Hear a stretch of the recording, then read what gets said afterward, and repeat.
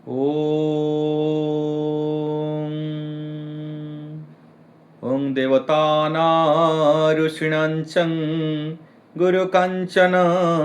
सनिभ्यं वन्दे भक्तं त्रिलोक्यसं तं नमामि बृहस्पति नमः हिमकुन्दमुलालभ्यं दैत्यानं परमगुरु सर्वशास्त्रप्रवक्तरं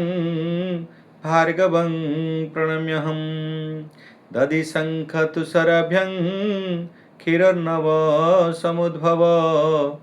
नमामि शशिनं भक्तं सर्वमुकुटभूषणं ॐ चन्द्रमहाग्रहस्तस्यं ओं बृहस्पति महाग्रहस्तस्यं शुक्र महाग्रहस्तस्यं ओं नमो भगवते वासुदेवाय नमः। नमस्कार दर्शक बंधु आमर ये सप्तऋषि दिव्य दर्शन संस्थान ज्योतिष परिसर को मु ज्योतिर्विद पंडित हरस कुमार साहू आपन को स्वागत करने सहित आज कार्यक्रम रही जो विवाह तिथि अच्छी जो विवाह तिथि पर बहुत व्यक्ति विशेष माने द्वंद्व अच्छा तो क्यों समय पर्यंत आम विवाह करूँ आमर क्यों पर्यंत विवाह अच्छी आमर प्रत्येक पांजिका मानक जगन्नाथ पांजिका कोहिनूर पांजिका बिरजा पांजिका जो पंजिका मान जो रही जगन्नाथंकर खड़ीरत्न पांजिका सदाशिव खड़ीरत्न राधाराम खड़ीरत्नकर रही ये जो पंजिका मान जो प्रस्तुत रही ये समस्त पंजिका जगन्नाथ मंदिर रे मुक्ति मंडप रे बसुथिबा मुक्ति मंडप रे बसुथिबा समस्त पंडितंक द्वारा मुक्ति मंडप पंडितंक द्वारा ये सबू अप्रूवाल स्वीकृति प्राप्त जगन्नाथ कुल पुरोहित जो माने पंडितज्ञ आम ओडिशार पूर्व पल्लुरे जो मुक्ति मंडप पंडितंक द्वारा अप्रूवाल होता है स्वीकृति प्राप्त होता है ताको आमे सेही विधेयक करी सेही पंजिका को आमे विधेयक करी आमर समस्त शुभाशुभ कार्यक्रम करिथाउ। ये समस्त पंजिका जगन्नाथंकर पंजिका ये स्वीकृति प्राप्त पंजिका ये मुक्ति मंडप पंडितों द्वारा स्वीकृति प्राप्त तेणुक आम समस्त पंजिका को निर्भुल भावी था एवं तांकरी तिथि नक्षत्र बार अनुसार आम समस्त शुभ कार्य करणीय बोली भावी करिथाउ मध्य। एबे विवाह तिथि चली बहुत व्यक्ति विशेष माने आज ये एपिसोडटा रखिली कौन पाई ना विभिन्न व्यक्ति विशेष माने मते जिज्ञासा करछन्ती आम मानकु तो निश्चित रूपे मुझे जिज्ञासा जो करिछन्ती से जिज्ञासा को संपूर्ण क्लियर करी वीडियो माध्यम रे आपन पाखरे प्रदान करछि। आपण विवाह तो आमर जुलाई मास कुछ पंजिकार अच्छी जुलाई मास 24 तारिख पर्यंत विभाग अच्छी किछि पंजिकार अच्छी हाँ जुलाई मास 24 तारिख पर्यंत किछि पंजिकार अच्छी 30 तारिख पर्यंत किछि पंजिकार अच्छी ये जुलाई मास 11 तारिख पर्यंत किछि अच्छी 15 तारिख पर्यंत यही जो द्वंद्व भितर अच्छा कैलेंडर भी किछि पकई देइछन्ती 1 तारिख पर्यंत तापर नहीं तो द्वंद्व भितर रही मते बहुत व्यक्ति विशेष माने ओडिशा रे पूर्व पल्लुरे समस्त जिला मानकरू एबे आज मते बहुत आसी जिज्ञासा आसी प्रश्न आसी तो आम ये विवाह तिथि पांजिरे बिरंजा पांजी तो नहीं किए कौच जगन्नाथ पांजी रे जदि आम खड़ीरत्न पंजिकार नहीं कोहिनूर पंजिकार नहीं यही समय अच्छी ये आमर खड़ीरत्न उमाकांत खड़ीरत्न पंजिकार अच्छी 24 तारिख पर्यंत राधारायण अच्छी 14 तारिख पर्यंत तो यही भाव में जो द्वंद्व अच्छा से द्वंद्वटा को मुझे क्लीयरांस करदेवा को चाहूँगी। आपण जो पंजिकार अच्छी समस्त पंजिका सठिक रूपे निर्माण कर समस्त रूपे आपण करें तार तर्क शास्त्र वितर्क करी से विश्लेषण करी तो निश्चित रूपे करें तार शुद्ध अशुद्ध काल को मध्य से वर्णित कहीं करवा कहीं न करवा समस्त पंजिका में तार देइछन्ति यही समय आम करूँ तार उदाहरण अच्छी आपड़ से करें किंतु ताको पूरा संपूर्ण क्लियर करी मु आपन को शुद्ध अशुद्ध काल माने संपूर्ण रूपे आपन विवरण करुच्ची तार डेफिनेशन दे दोची क्लियर करुच्ची आपन करि परिबे काहेकि करि परिबे नाही तार डेफिनेशन सुनंतु। आमर प्रथमे जो बृहस्पति को देखी गुरु शुद्धि आम समस्ते शुणी गुरु शुद्धि रवि शुद्धि आपको देखी आम विवाह करूँ ता भितर आउ कौन रही चंद्र शुद्धि एवं शुक्र शुद्धि मध्य शुक्र होची पुरुषत्व कारक ग्रह बृहस्पति है नारी मानकर बा महिला मानकर कारकत्व ग्रह एवं चंद्र होची समस्त मानव जीवन रे बलाबल को संपूर्ण रूपे सठिक निरूपण करे होची चंद्र। चंद्र होची मनुष्य शरीर बलबाल बलाबल जिते रोची तो सूर्यंकर रविंकर आम कहीं कहूँ रवि शुद्धि मान सूर्यंकर शुद्धि कौन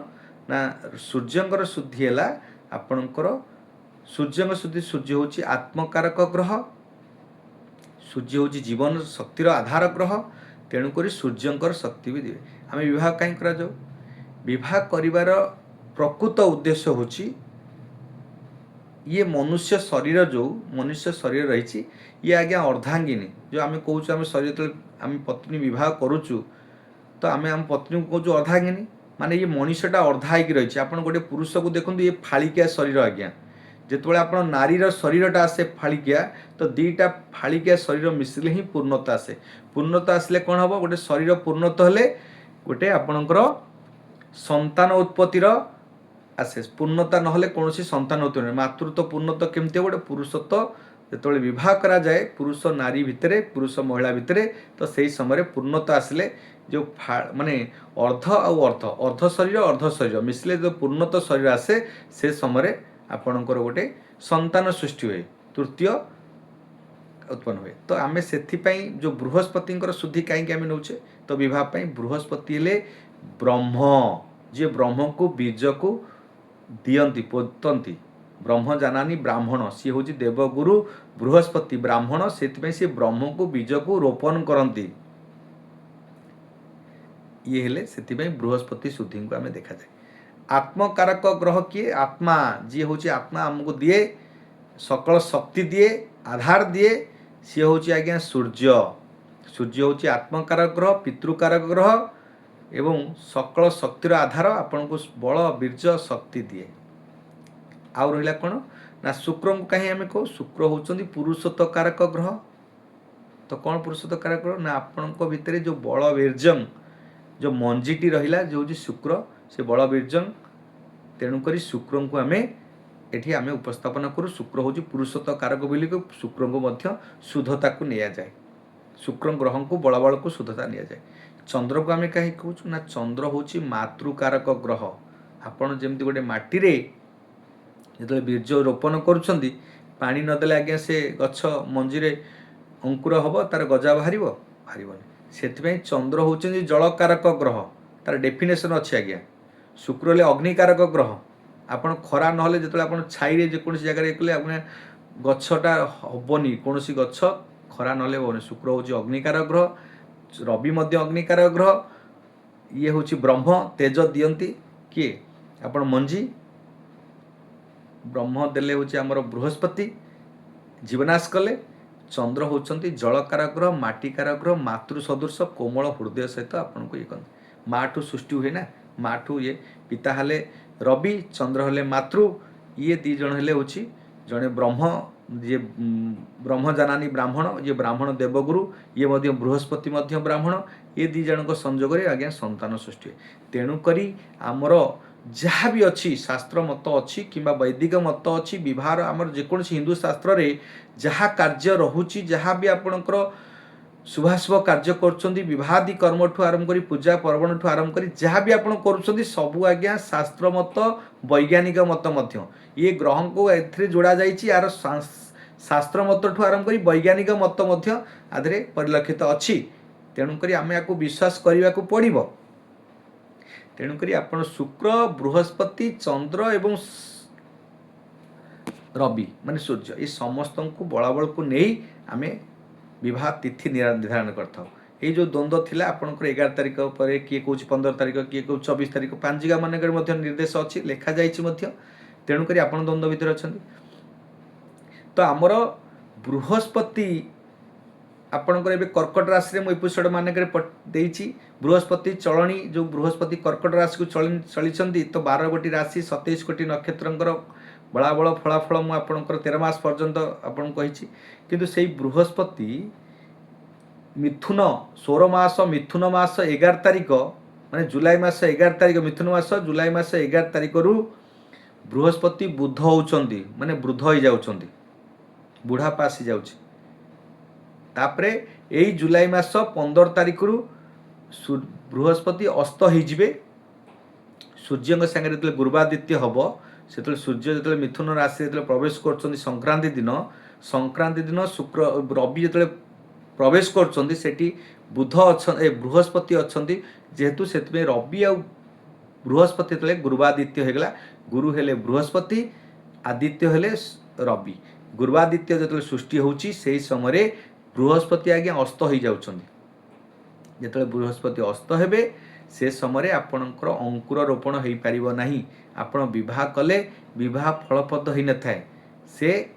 जो मिलनटी से मिलन में संपूर्णत हो न था गुरु निजे ब्रह्म जी दियंती जे ब्रह्म जानानी ब्राह्मण गुरुदेव जे बृहस्पति हूँ देवता मानकर जो समाज मानवर गुरु से गुरु रूपे गुरु जो ब्रह्म देवे से ब्रह्म जो बीर्जरे जो ब्रह्म जो जीवनाश करेंगे से जीवनाश करने सी निजे अस्त हो गले माने सी बलवान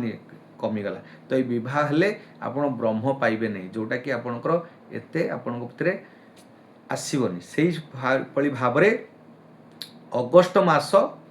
बुध बुध हो गला जो कौ दिन बुध हे ना 15 तारिख दिन 1:25 समय दिबा 1 घंटिका 25 मिनिट समय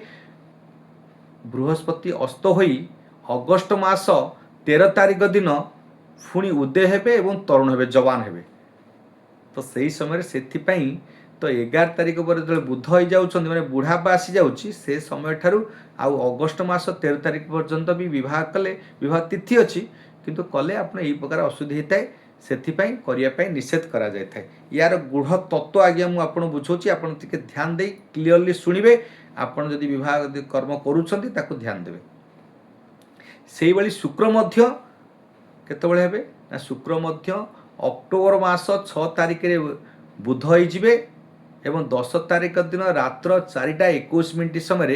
अस्त होई नवेम्बर मास 1 तारिख दिन पुणी उदय हेबे एवं जवान हेबे मा तरुण हेबे पुरुषत्व आसीबो तो से समयटा को मध्य अक्टोबर मास 10 तारिख रु 6 तारिख रु नवेम्बर मास 1 तारिख पर्यंत कौन विवाहादि कर्म कले जो शुक्र बीर्ज पोतंती तो संतान उत्पत्ति पर समस्या सृष्टि करे एथिपाई यही समय को बारण करा जायछि यही समय को न कले कि विवाहादि यदि निषेध करेंगे आपण उत्तम रहिबो ये हूँ तार गूढ़ तत्व यही जो समय पीरियड डीपली एनालिसिस करी आपण जो बुझुछंती निश्चिंत रूपे जानतु तार भल कौन अच्छी खराब कौन अच्छी एवं तो सर्वमंगल जगन्नाथ कर तिथि बार देखुना खाली खोजुंट कौटी आपणकर बार तिथि अच्छी खाली जड़े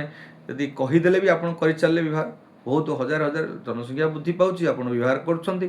खाली कैलेंडर फ्रेंड जहाँ देखले जो दिन भल मंद न पड़ था आप व्यवहार करते भल मंद भी देखा दरकार चंद्र को शुद्धि देखा दरकार बिना चंद्र आज्ञा बल दियंत नहीं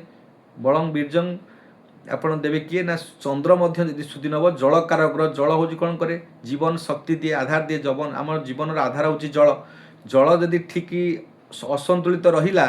जल विहुने सृष्टिनाश जले बहुले मध्य सृष्टिनाश बन्या हेले आपण सृष्टिनाश हम जल नहले मध्य विहुने आपण मरुड़ी हेले मध्य ये सृष्टिनाश हम जल कारक है जेहेतु चंद्र चंद्रंकर प्रभाव रहे समुद्र रे कारण लवणयुक्त जल जोठी सेठी चंद्रंकर प्रभाव सेठी सेथिपाई पूर्णिमा दिन आपणकर जुआर भटा आसे समुद्र रे आसे नदी नाले आसे कि पुष्करणी रे कि कूपरे आसे कि आसेनी कहीं जो मधुर जल थाए से चंद्रंक प्रभाव न थाए जो लवणयुक्त जल से चंद्रंकर प्रभाव थाए तेणुक समुद्र रे जुआर भटा आसे पूर्णिमा दिन से भली भाव में आउ कौटी संसार भितर दुनिया रे कौटी आउ लवणयुक्त जल अच्छी मनुष्य शरीर आज्ञा अच्छी कारण आम शरीर में 70 भाग जल रही से लवणयुक्त जल रही चंद्र प्रभाव से आम ये 9टा जो ग्रह अच्छा 30 भाग प्रभाव देवे 70 भाग प्रभाव दियंती हूँ चंद्र से चंद्रंकर शुद्धि की देखी आपणकर जलर संतुलित को देखी आप विवाह करा जाए ये तार वैज्ञानिक मत साइंटिस्ट मत साइंस मत और शास्त्र मत को मुझे आपको बुझाऊँ तेणुक चंद्र जो आपणकर लवणयुक्त जल में चंद्र प्रभाव रहे आमर 70 भाग जल रोची आमर मन मस्तिष्क मस्तक केते रोची मुंडरे रोची केते ना 90 भाग जल रोची आपण वैज्ञानिक मत साइंस आपण पढ़िबे जानि परिबे केते भाग जल माने मुंडरे रोची केते भाग जल शरीर रे संपूर्ण शरीर 70 भाग जल रोची शरीर रे मुंडरे होची ଆପଣଙ୍କର 90 ଭାଗ ଜଳ। ସେଥିପାଇଁ ଚନ୍ଦ୍ର ଯେତେବେଳେ ଜୁଆର ଭଟା ଆସେ ପୂର୍ଣ୍ଣିମା ଦିନ ଯଦି ସମୁଦ୍ରରେ ଲହଡ଼ି ସୃଷ୍ଟି କରେ, ମନୁଷ୍ୟ ଶରୀରରେ ମଧ୍ୟ ଲହଡ଼ି ସୃଷ୍ଟି କରେ। ଶରୀର ଲହଡ଼ି ସୃଷ୍ଟି କରିବା ସହିତ କ'ଣ କରିବ ନା ମନରେ ଯେତେବେଳେ 90 ଭାଗ ଜଳ ରହୁଛି ମନକୁ ମଧ୍ୟ ସନ୍ତୁଳିତ ସୃଷ୍ଟି କରେ, ଅସନ୍ତୁଳିତ କରେ, ଲହଡ଼ି ସୃଷ୍ଟି କରେ। ମନ କାରକ ମସ୍ତିଷ୍କ କାରକ ଗ୍ରହ ବୋଲି ଆମେ ଚନ୍ଦ୍ରଙ୍କୁ ମଧ୍ୟ କହିଥାଉ। ତେଣୁକରି ଆପଣଙ୍କର ଚନ୍ଦ୍ର କ'ଣ କରେ, ସାଇକ୍ଲୋନ୍ ଯେଉଁ ନାରୀମାନଙ୍କର ମହିଳାମାନଙ୍କର ଯେଉଁ ସାଇକ୍ଲୋନ୍ ହେଉଛି ଋତୁଚକ୍ର, ଇଏ ହେଉଛି ଚନ୍ଦ୍ରଙ୍କର ପ୍ରଭାବରେ ହେଉଛି। ଆଜ୍ଞା, ଚନ୍ଦ୍ରଙ୍କର ପ୍ରଭାବରେ ଆପଣ ସାଇକ୍ଲୋନ୍ ସୃଷ୍ଟି ହେଉଛି। ଯେଉଁଠି ଜଳକାର ଗ୍ରହ ତ ସେଠି ସାଇକ୍ଲୋନ୍ ସୃଷ୍ଟି କରେ କିଏ ନା ଜୁଆର ଭଟା ସୃଷ୍ଟି କରେ କିଏ ହେଉଛି ଚନ୍ଦ୍ର। ସେଥିପାଇଁ ମାତୃ ମହିଳାମାନଙ୍କର ଚନ୍ଦ୍ରଙ୍କର ପ୍ରଭାବଟା ବି ମଧ୍ୟରେ। ସେଥିପାଇଁ ଚନ୍ଦ୍ରକୁ ସୁଧି ଦେଖି ଆମେ ଆଗେ ସବୁ ବଳାବଳ କରୁଛୁ। ସବୁଠାରୁ ବଳବାନ ଗ୍ରହ ଚନ୍ଦ୍ର ହେଉଛି ସବୁଠାରୁ ବଳବାନ ଗ୍ରହ, ମାତୃକାର ଗ୍ରହ। ତାଠୁ ସମସ୍ତେ ଜନ୍ମ ସୂର୍ଯ୍ୟଙ୍କୁ ଏବଂ ଚନ୍ଦ୍ରଙ୍କୁ ଦେଖି ଆମେ ରବି ଏବଂ ବୃହସ୍ପତିକୁ ତ ଦେଖି କରାଯାଏ, ଚନ୍ଦ୍ର ଶୁକ୍ରଙ୍କୁ ବି ମଧ୍ୟ ତା ଦେହରେ ଯୋଡ଼ାଯାଏ। କାରଣ ତାଙ୍କ ବିନା ଆପଣ ବିବାହିତ ଯଦି ହେଉଛନ୍ତି ତ ସନ୍ତାନ ହେବାରେ ବନଶଙ୍କର ସୃଷ୍ଟି ହେବା ମଧ୍ୟ ସମ୍ଭାବନା ଥାଏ। ସେଥିପାଇଁ ଆପଣ ତାକୁ ମଧ୍ୟ ଧ୍ୟାନ ଦେବେ। ତ ବହୁତ ଜିନିଷ ଶାସ୍ତ୍ରରେ ମତ ଅଛି। ଶାସ୍ତ୍ରଗତ ଯଦି ଆପଣ ଜାଣିବେ, ଶାସ୍ତ୍ରକୁ ଯଦି ଆପଣ ଭଲସେ ପଢ଼ୁଛନ୍ତି ଜାଣୁଛନ୍ତି ତ ନିଶ୍ଚିନ୍ତ ରୂପେ ବୈଜ୍ଞାନିକ ମତ ସାଙ୍ଗରେ ଯୋଡ଼ା ହେଇକି ରହିଛି, ତାର ବହୁତ କାର୍ଯ୍ୟକାରିତା ଅଛି, ତ ଆପଣ ଜାଣିବେ। ତେଣୁକରି ଯେଉଁ ବିବାହର ତିଥି ଥିଲା, ଆଜିର ପ୍ରସଙ୍ଗ ଥିଲା, ଯେଉଁ ପ୍ରସଙ୍ଗକୁ କ୍ଲିୟର କଲି, ଯେଉଁ ବିବାହ ତିଥି ରହିଛି ଏହି ସମୟରେ ଆପଣ କରନ୍ତୁ, ଆପଣଙ୍କ ପାଇଁ ଅତ୍ୟନ୍ତ ଉତ୍ତମ ରହିବ। ଏହି ସମୟରେ ଯେଉଁ ସମୟରେ ମନା କରାଗଲା ସେ ସମୟରେ ଆପଣ ନ କଲେ ଆପଣଙ୍କ ପାଇଁ ଉତ୍ତମ ରହିବ। ମାନୁନାହାନ୍ତି, କରୁଛନ୍ତି, ଠିକ୍ ଅଛି, କିନ୍ତୁ କଲେ ଆପଣଙ୍କ ପାଇଁ ଅତ୍ୟନ୍ତ ଶୁଭ ରହିବ। ଇଏ ଥିଲା ବିବାହ କାରକରେ ଯେଉଁ ଦ୍ୱନ୍ଦ୍ୱ ଥିଲା, ସେ ଦ୍ୱନ୍ଦ୍ୱକୁ ମୁଁ ଆପଣଙ୍କ ପାଖରେ ସମ୍ପୂର୍ଣ୍ଣ ରୂପେ କ୍ଲିୟର କଲି। ସେ ଦ୍ୱନ୍ଦ୍ୱକୁ ଆପଣଙ୍କ ଭିତରେ ପରିମାର୍ଜିତ କଲି। ଆପଣ ତାକୁ ଯଦି ମାନି ଚଳୁଛନ୍ତି କରୁଛନ୍ତି ଆପଣଙ୍କ ପାଇଁ ଅତ୍ୟନ୍ତ ଶୁଭ ରହିବ, ଅତ୍ୟନ୍ତ ଶୁଭମୟ ହେବ। ଆଜି ଗୋଟେ ଉପଚାର କଥା କହିବି, ଗୋଟେ ପ୍ରତିକାର କଥା କହିବି, ସୁବିଚାର କଥା କହିବି। ଆପଣଙ୍କର ଯଦି ଆପଣଙ୍କ ପିଲା ଯେଉଁ ସନ୍ତାନ ଉତ୍ପତ୍ତି ପରେ ସନ୍ତାନରେ ଯଦି କିଛି ବିଘ୍ନ ହେଉଥାଏ, ସନ୍ତାନ ମାନେ ପିଲାମାନେ ଯଦି କଥା କହିବାରେ ବିଳମ୍ବ ହେଉଛି, ଆପଣଙ୍କ ଯେକୌଣସି ପିଲାଙ୍କର ଛୋଟ ଜନ୍ମରୁ ଯଦି ଆପଣ 5 ବର୍ଷ 3 ବର୍ଷ 2 ବର୍ଷ କଥା କହିବାରେ ପ୍ରୋବ୍ଲେମ୍ ହେଉଛି, ସମସ୍ୟା ହେଉଛି, କଥା କହିବାରେ ଆପଣ ବିଳମ୍ବ ହେଉଛି, ତ କ'ଣ କରିବେ ନା ଆପଣ ଏକ ଶ୍ଵେତ ସୋରିଷ 1 ଗ୍ରାମ ନେବେ, ତାକୁ ବାଟି ଦେବେ ଏବଂ ତୁଳସୀ ହଳଦୀ ଏବଂ ଦୁବ ଆକୁ ଆଣିବେ, ଆକୁ ମଧ୍ୟ ବାଟିବେ। ଗୋଟେ ଦିନ ପ୍ରଥମ ଦିନ ଖାଇବେ ତୁଳସୀ, ପ୍ରଥମ ଦିନ ଖାଇବେ ସେ ପିଲାର ପାଟିରେ ଚଟେଇ ଦେବେ ଟିକେ 1 ଗ୍ରାମର ଯେଉଁ ସୋରିଷ ଶ୍ଵେତ ସୋରିଷ ଚଟେଇ ଦେବେ। ତା ପରଦିନ ତୁଳସୀ ହଳଦୀ ଏବଂ ଦୁବକୁ ବାଟିଥିବେ, ତା ପରଦିନ ଆପଣ ଏଇଭଳି ଭାବରେ ଆପଣ ଗୋଟେ ମାସ ଆପଣ ଦିଅନ୍ତୁ, ଆପଣ ପିଲାଙ୍କୁ ଦିଅନ୍ତୁ। ତା ସାଙ୍ଗରେ ଗୋଟେ ମନ୍ତ୍ର ମଧ୍ୟ ପାଠନ କରିବେ। ବୃହସ୍ପତି ବ୍ରହ୍ମ ଯିଏ ଦିଅନ୍ତି, ସେ କଥା କୁହନ୍ତି ଯିଏ ବୁଧଙ୍କର ମନ୍ତ୍ରକୁ ମଧ୍ୟ ପାଠନ କରିବେ। କ'ଣ କରିବେ ନା ପ୍ରିୟଙ୍ଗୋ କଳିକା ସମରୂପଣଂ ପ୍ରତିମଂ ବୁଧଂ ସୌମ୍ୟ ସର୍ବଗୁଣୋପେତଂ ତଂ ବୁଧଂ ପ୍ରଣମ୍ୟହମ୍। ଏ ମନ୍ତ୍ରକୁ ପାଠନ କରିବା ସହିତ ଆପଣ ଓಂ ନୃସିଂହ ଉଗ୍ରବୀର ମହାବିଷ୍ଣୁ ଜ୍ୱଳନ୍ତଂ ସର୍ବତୋମୁଖଂ ନୃସିଂହଂ ଭୀଷଣବର୍ଦ୍ଧନଂ ମୃତ୍ୟୁମୃତ୍ତା ନମ୍ରାମ୍ୟହମ୍। ଇଏ ନୃସିଂହ ମନ୍ତ୍ର ମଧ୍ୟ ଆପଣ ପାଠନ କରନ୍ତୁ। ଏ ମନ୍ତ୍ର ପାଠନ କରନ୍ତୁ, ଦେଖିବେ ଆପଣଙ୍କର ପିଲା ବହୁତ କମ୍ ଦିନରେ ଆପଣ କଥା କହିବା ଆରମ୍ଭ କରିବ, ସୁନ୍ଦର କଥା କହିବ। ବାଣୀ କାରକ ଗ୍ରହ ହେଲେ ବୁଧ। ନୃସିଂହ ମନ୍ତ୍ର ମଧ୍ୟ ଆପଣ ପାଠନ କରନ୍ତୁ, ନରସିଂହ ମନ୍ତ୍ର ପାଠନ କରନ୍ତୁ, ଆପଣଙ୍କ ପାଇଁ ଅତ୍ୟନ୍ତ ଶୁଭ ରହିବ। ଇଏ ଆଜି ଦିନର ଗୋଟେ ଟିପ୍ସ ଥିଲା, ଉପଚାର ଥିଲା, ଆପଣ ମାନି ଚଳିବେ,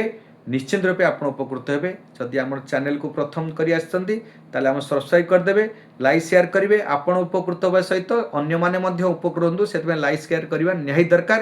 ଏବଂ ଯଦି ଆପଣ ସବସ୍କ୍ରାଇବ୍ କରୁଛନ୍ତି, ପ୍ରତ୍ୟେକ ଦିନ ଏଇଭଳି ଭାବରେ ଆପଣଙ୍କ ପାଖରେ ଭିଡ଼ିଓ ପହଞ୍ଚିବ, ଆପଣ ନୋଟିଫିକେସନ୍ ପହଞ୍ଚିବ, ଆପଣ ଦେଖିବେ, ଆପଣଙ୍କ ଜୀବନରେ ସମସ୍ତ ଗତିବିଧିକୁ ପରିଲକ୍ଷିତ କରିବେ ଏବଂ ସମସ୍ତ ପରିବର୍ତ୍ତନ ଆଣିପାରିବେ। ଆପଣଙ୍କ ଜୀବନରେ ଯଦି କିଛି ୟାକୁ କାର୍ଯ୍ୟକୁ ବିଧେୟ କରି ଆପଣ କାର୍ଯ୍ୟକୁ ମାନି ଚଳୁଛନ୍ତି, ଆପଣ ଜୀବନରେ ବହୁତ କିଛି ପରିବର୍ତ୍ତନ ହେଇପାରିବ। ଆପଣ ସୁଖ ଶାନ୍ତି ଧନ ପ୍ରାପ୍ତି ହେବେ, ସମସ୍ତ କାର୍ଯ୍ୟରେ ସଫଳତା ହେବେ। ଆମର ପ୍ରତ୍ୟେକ ଦିନ ଏଇଭଳି ଭାବରେ ଆମେ ପ୍ରତ୍ୟେକ ଭିଡ଼ିଓ ପଠାଉଛୁ। ଆପଣଙ୍କର ଜ୍ୟୋତିଷ ଶାସ୍ତ୍ର କଥା, ଜ୍ୟୋତିଷ କଥା, ବୈଜ୍ଞାନିକ କଥା ନେଇ ଆମେ ଆପଣଙ୍କ ପାଖରେ ଉପସ୍ଥାପନ କରୁଛୁ। ଆମର এই ସପ୍ତ ଋଷି ଦିବ୍ୟ ଦର୍ଶନ ସଂସ୍ଥାନ ଚ୍ୟାନେଲକୁ ପ୍ରଥମେ SAPTARUSSI ଦିବ୍ୟ ଦର୍ଶନ ସଂସ୍ଥାନ ସପ୍ତ ଋଷି ଦିବ୍ୟ ସଂସ୍ଥାନକୁ ଆପଣ ୟୁଟ୍ୟୁବରେ ଯାଇ ସର୍ଚ୍ଚ କରି ଆପଣ ପ୍ରଥମେ ସବସ୍କ୍ରାଇବ୍ କରନ୍ତୁ, ଲାଇକ୍ ସେୟାର କରିଦେବେ, ଛୋଟିଆ କମେଣ୍ଟଟେ ଦେବେ ମଧ୍ୟ। ଆପଣ ଯଦି ଭଲ ଲାଗୁଥିବ, ଆପଣ ଆମ କଥାରେ ସନ୍ତୁଷ୍ଟି ଅଛନ୍ତି, ଆତ୍ମତୃପ୍ତି ପାଉଛନ୍ତି, ତ ନିଶ୍ଚିନ୍ତ ରୂପେ ଗୋଟେ ଛୋଟିଆ କମେଣ୍ଟ ଦେବେ। ଜୟ ଜଗନ୍ନାଥ, ଜୟ ମା ଶାରଳା। ଆଜିର କାର୍ଯ୍ୟକ୍ରମ ଆମେ ଏଇଠି ରଖୁଛୁ। ସର୍ବେ ଭନ୍ତୁ ସୁଖିନଃ, ସର୍ବେ ସନ୍ତୁ ନିରାମୟ, ସର୍ବେ ଭଦ୍ରାଣୀ ପଶ୍ୟନ୍ତୁ ମା କଶ୍ଚିତ୍ ଦୁଃଖ। ବିଶ୍ୱ ସ୍ୱସ୍ତି ଶାନ୍ତି ଭବନ୍ତୁ, ବସୁଧୈବଂ କୁଟୁମ୍ବକମ୍।